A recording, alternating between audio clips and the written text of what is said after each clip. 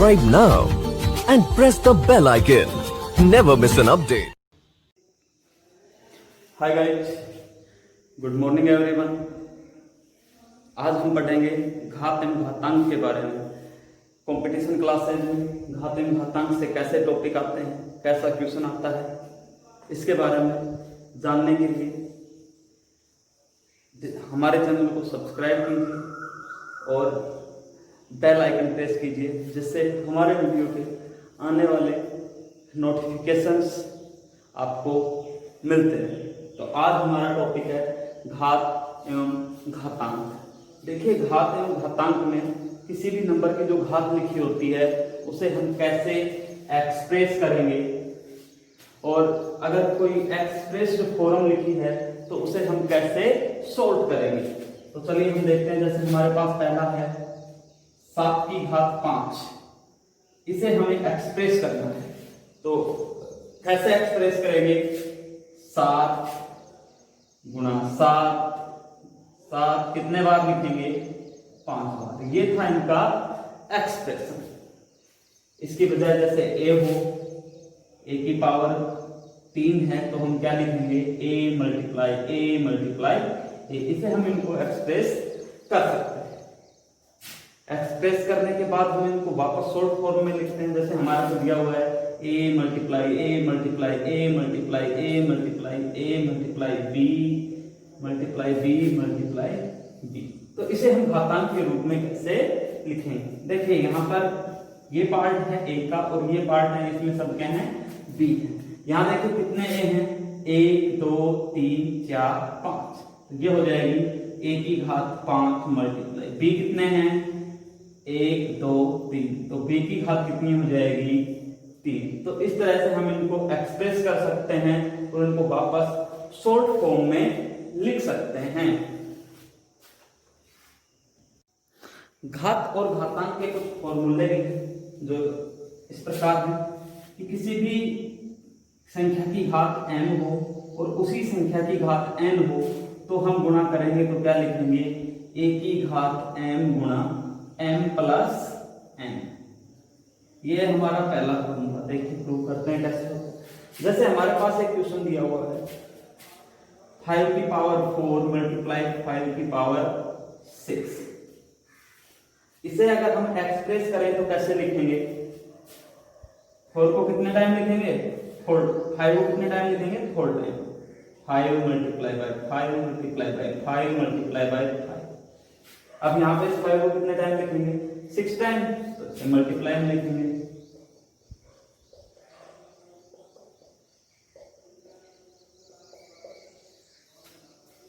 इसने किया, हमने इसको भी एक्सप्रेस कर दिया और इसको भी एक्सप्रेस कर दिया। अब इनको काउंट करेंगे, टोटल कितने हो गए?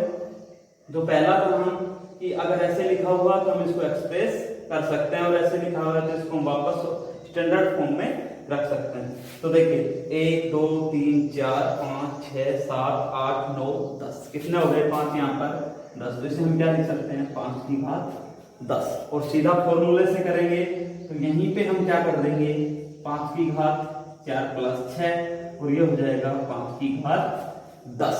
तो ये था हमारा पहला फॉर्मूला कि जब सेम घात आधार समान हो, घातें अलग अलग हों और वो संख्याएं गुणा में हो तो वो संख्याएं क्या हो, घातें क्या हो जाएंगी?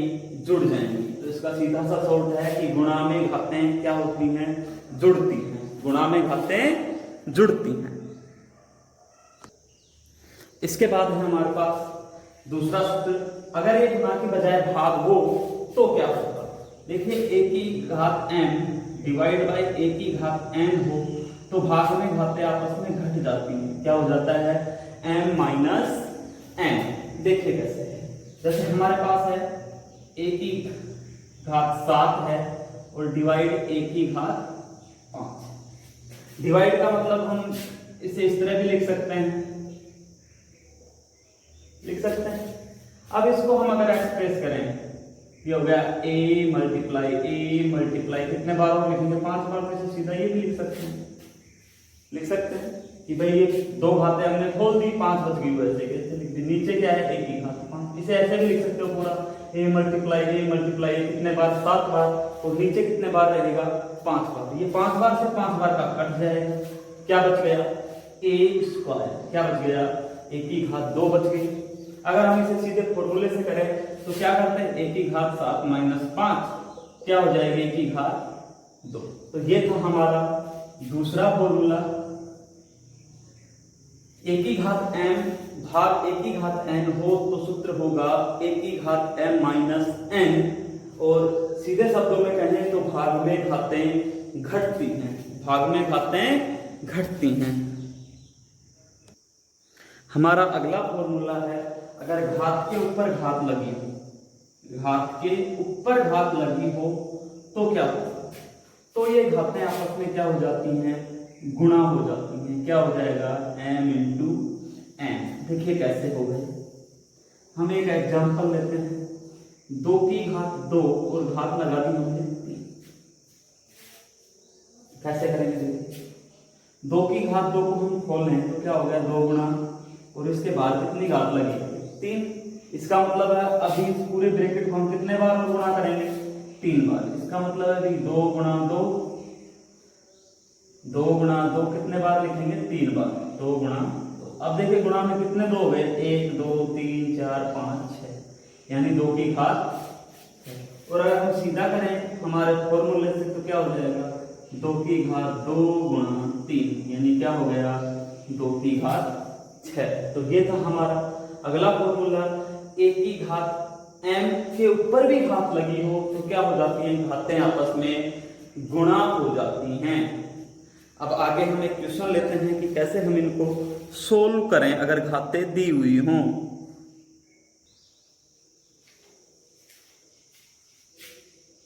5/7 की घात 4 दे, तो हम इसे कैसे सोल्व करेंगे, क्या करेंगे, इन घातों को हम एक्सप्रेस करेंगे। कितने बार लिखेंगे 5/7 को 4 बार, और अगर इसका मान निकलवा रहा है तो इनको आपस में क्या कर देंगे गुणा। 5 पंजे 25, पंजे 125, 125 पंजे 625। ऐसे ही अगर ये इसको भी हम गुणा करेंगे तो ये हो जाएगा 2401। देखिए एक और हम सूत्र है हमारे पास, a बटे b की घात m हो, तो इसका मतलब है a की भी घात m है और b की भी घात क्या है m है। अगर ये इसकी बजाय क्या हो माइनस, क्या हो a बटे b की घात माइनस m हो, तो इसका मतलब होगा b बटे a की घात m। यानी एक तरह से कहें कि जो घात माइनस में होती है, जैसे a की घात माइनस m है, तो ये क्या हो जाता है a की घात 1 बटे a की घात m, यानी घात क्या होती है नीचे चली जाती है। घात अगर 0 है तो उसकी वैल्यू क्या होगी 1। मोस्ट इंपोर्टेंट है, इसमें कई तरह के क्वेश्चन दे देता है एग्जामिनर। जैसे हमारे पास क्वेश्चन है 625 की घात 2 गुणा 3 माइनस 6 इंटू 3125 की घात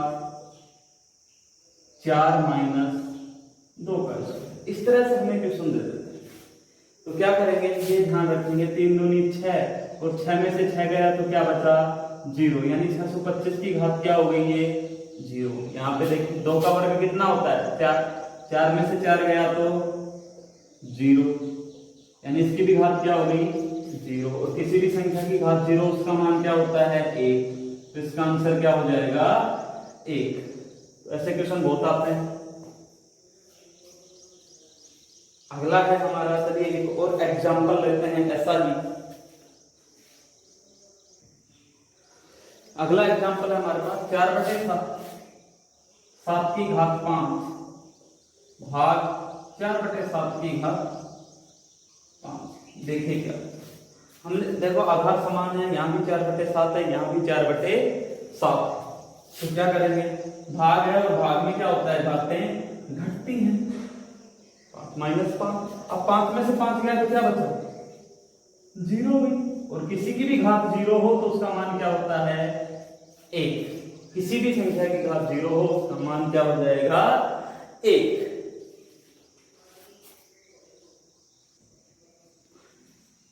क्वेश्चन है हमारा -1/2 की घात 3 इंटू -1/2 की घात 2। इसे हम कैसे सोल्व करें? देखिए इसे अंदर की संख्या कितने बार लिखेंगे 3 बार। -1/2 -1/2 -1/2। इसे कितने बार लिखेंगे 2 बार।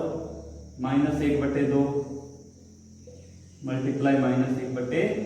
अब देखिए माइनस से माइनस हम काटेंगे। कैसे काटेंगे? इस माइनस से ये माइनस कट गया, इस माइनस से ये माइनस, एक माइनस बच गया तो ये तो रख देंगे ऊपर। क्या है सभी एक हैं और एक को आपस में कितने बार गुणा करो एक किया है। इनको हम गुणा कर लेंगे। घातांक रूप में लिखवाना चाहे तो हम सीधा घाते जोड़ के लिख सकते हैं। कैसे कि -1/2 था, घाते कितनी हो गई 3 + 2 यानी घाते कितनी हो गई 5। और अगर मान निकलवा रहा है तो इस तरह से निकालेंगे। अब इनको क्या कर देंगे गुणा कर देंगे। कितना आया 2 की घात 5 का मान 32। तो हमारे क्वेश्चन का आंसर हो जाएगा -1/32। एक और एग्जांपल है हमारे पास जिसमें घातें माइनस में भी होती हैं। जैसे ये है 1/3 की घात -2 मल्टीप्लाई 1/2 की घात -2 मल्टीप्लाई 1/4 की घात -2। तो इस ऐसे क्वेश्चन को कैसे सॉल्व करें? देखिए अभी आपको बताया था कि घात माइनस हो। जैसे ये था a/b की घात -m था तो हमने क्या लिख दिया था, इसे हम क्या लिख देंगे b/a की घात m। तो यहाँ पे देखिए 1/3 की घात -2 है तो घात को प्लस करेंगे क्या हो जाएगा 3/1। 3/1 की घात 2 ये हो जाएगा 2/1 की घात 2 और ये हो जाएगा 4/1 की घात 2। और बटे में कोई मायने नहीं रखता इसलिए इसको छोड़ देंगे। 3 का वर्ग कितना हुआ 9, 2 का वर्ग 4 और 4 का वर्ग 16। और इन्हें हम आसानी से गुणा कर सकते हैं। गुणा करेंगे ये आ गया 9 × 36 गुणा 16। इसे गुणा करेंगे कितना आ गया 576। ये था हमारा क्वेश्चन। ऐसे ही अगले क्वेश्चन में यहां पर गुणा की बजाय माइनस दे सकता है प्लस दे सकता है। जैसे हमारे पास है 1/5 की घात 3 माइनस 3 1/4 की घात -3। कैसे करेंगे बदलेंगे इसको। ये तो हो गया 5 की घात 3 बट्टे में 1 लगाओ चाहे 2 लगाओ ये हो जाएगा 4 की घात 3। इनको हम एक्सप्रेस करेंगे तो आसानी से खोल सकते हैं। 5 की घात 3 क्या होगी 5 × 5 × 5 125। 4 की घात 3 क्या होगी 4 × 4 × 4 64। और इसको हम आसानी से घटा सकते हैं। घटाएंगे कितना आया 61। तो ये थे हमारे घात और घातांक के सीधे क्वेश्चन। अब हैं घात और घातांक के क्वेश्चन जिनमें हमें x की वैल्यू निकालनी होती है। ऐसे क्वेश्चन एग्जाम में बहुतायत पूछे जाते हैं कि भाई x की वैल्यू फाइंड करिए। 4/3 की घात -4 है, 4/3 की घात -5 है और 4/3 की घात क्या है -3 है। तो देखिए इसे कैसे सोल्व करेंगे। यहां पर देखिए पहला क्वेश्चन बन रहा है गुणा में घातें क्या होंगी जुड़ती हैं। यानी a की घात m इंटू a की घात ही n हो तो क्या होता है a की घात m + n। तो यहां से क्या हो जाएगा 4/3 की घात -4 प्लस -5। यहां क्या है 4/3 की घात -3। -4 को -5 को जोड़ेंगे क्या आ जाएगा -9। इधर है हमारे पास -3x। देखिए एक रूल है अगर आधार समान है तो घातें भी समान होंगी। when bases are same then exponents are also same। अगर घातें समान होती हैं तो आधार समान करते हैं, हमें x की वैल्यू फाइंड करनी हो तो। अब यहाँ पे आधार समान है तो ये आधार को आधार से हटा देंगे, लेकिन हम इसे काट नहीं सकते। इसे ये क्या होता है, क्या लिख सकते हैं कि आधार समान है इसलिए घातें भी समान होंगी। कंपेयर करेंगे हम इसको, -9 की जगह कितना इधर -3x, तो माइनस से माइनस कट गया, x इक्वल क्या आ गया 9/3। काटेंगे इसको, क्या आ गया 3, यानी x की वैल्यू कितनी आएगी 3। ऐसे क्वेश्चंस बहुत आते हैं, बड़ा आसान सवाल है, आसानी से कर सकते हैं। बस ये ध्यान रखना है कि गुणा में घातें जुड़ती हैं, दोनों को जोड़ दिया हमने, क्या हुआ -9, इधर कितना है -3x। कंपेयर करेंगे -9 को 3x के इक्वल करेंगे, माइनस से माइनस कट गया, ये 3 कहां जाएगा भाग में, और भाग देंगे तो कितना आ गया 3। ये था हमारा क्वेश्चन। अगला क्वेश्चन है 4 की घात 2x + 1 भाग 16 बराबर 64। तो x का मान क्या होगा? देखिए इसे हम 2-3 तरीके से कर सकते हैं। पहला है ये संख्या भाग में है, भाग में है तो कहां जाएगी, यानी ये यहां है, इधर ले जाएंगे हम इसको, कहां जाएगी गुणा में जाएगी। 4 की घात 2x + 1, इसका हमने वज्र गुणा कर दिया, क्या आ गया 64 गुणा 16। ये है 4 की घात 2x + 1, ये क्या हो जाएगा, ये होता है 4 की घात 3 और ये होता है 4 की घात 2, यानी कितनी हो गई 4 की घात 3 और 2 5।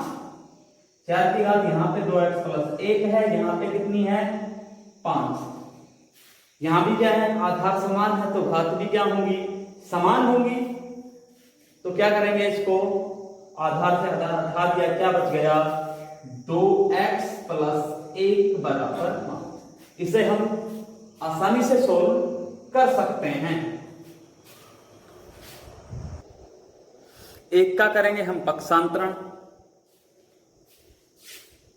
2x बराबर 5 - 1, 2x बराबर आ गया 4, कितना आ जाएगा 4/2 और काटेंगे तो आ गया 2। x की वैल्यू कितनी आएगी,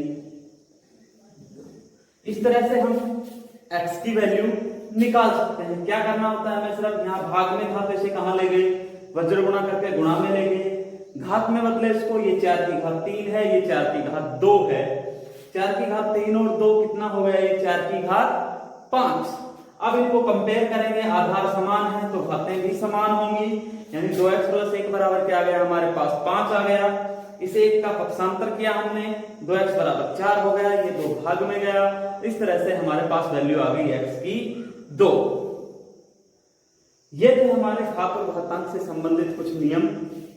इसके बाद हम घातांक से संबंधित संख्याओं को कैसे मानक रूप में लिखते हैं और कैसे सामान्य रूप में लिखते हैं देखते हैं आगे। जैसे हमारे पास है 1 4 2 0 0 0 0 0 0 0 0, इतनी बड़ी संख्या, यह होता है संख्या का सामान्य रूप, और इसे हम वैज्ञानिक संकेतन में लिखेंगे, उसे हम कहते हैं मानक रूप। देखिए उसमें कैसे लिखते हैं, हम इन जो अंक दे रखे हैं यहाँ के, इनके बीच में आगे पीछे कहीं पे पॉइंट लगाएंगे, दशमलव लगाएंगे।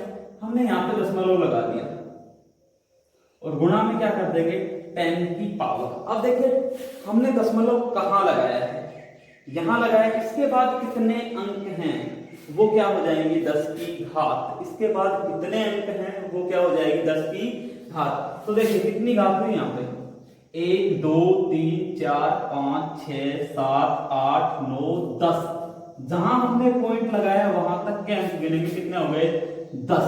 तो इस संख्या की स्टैंडर्ड फॉर्म क्या हो जाएगा 1.42 × 10⁻10। जैसे हम एक और एग्जांपल लेते हैं, जैसे हमारे पास है 132,000, ये 13,20,000। इसे अगर हम स्टैंडर्ड फॉर्म में लिखना चाहें तो कैसे लिखेंगे, जरूर नहीं हम पॉइंट यहीं लगाएं, इसके बाद यहां भी लगा सकते हैं, यहां भी लगा सकते हैं। अगर हम यहां पॉइंट लगाते हैं 1.32 × 10 की पावर कितनी हो जाएगी, यहां से यहां तक 1 2 3 4 5 6।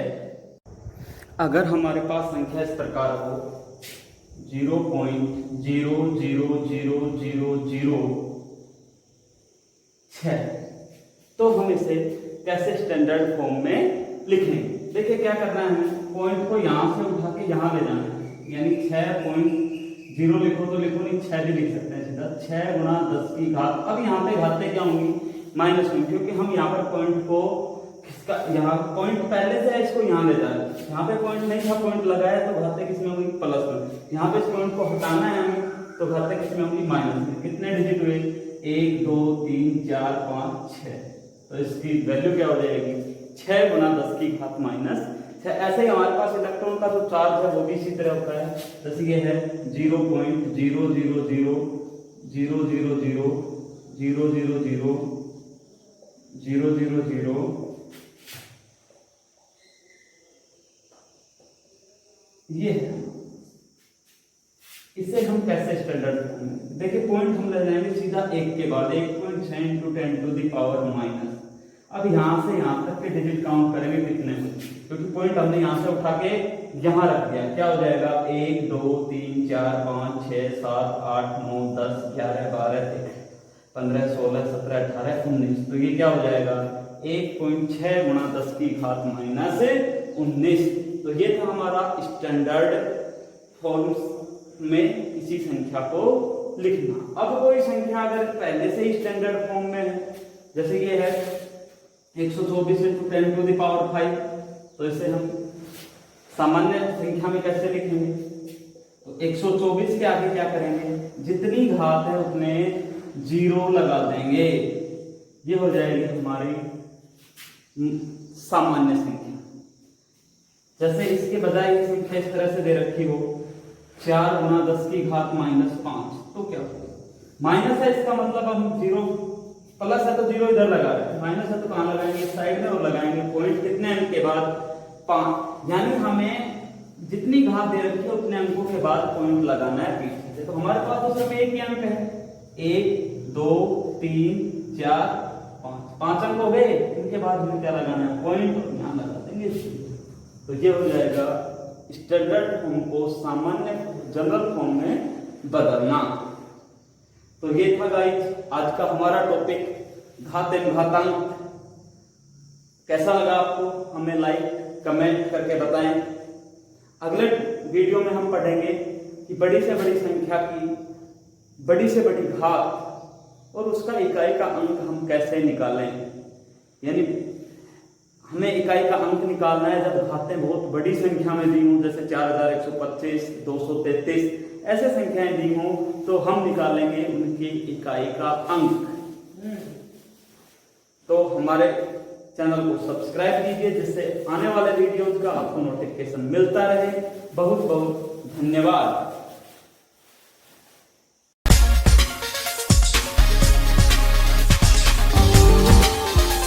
Subscribe now and press the bell icon. Never miss an update.